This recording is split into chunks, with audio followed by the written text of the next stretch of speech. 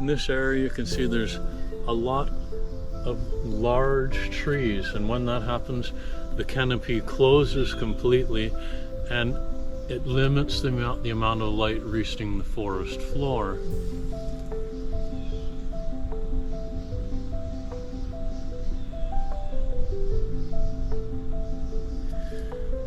And one of the characteristics, this is a huge maple tree, an Acer species, and one of the characteristics that we're missing from these forests that are regrowing is all these different epiphytes, these mosses, these lichens that are growing on trees, and that whole component is missing from a restored forest, from a secondary growth forest. After you've cut it down, most of these species disappear.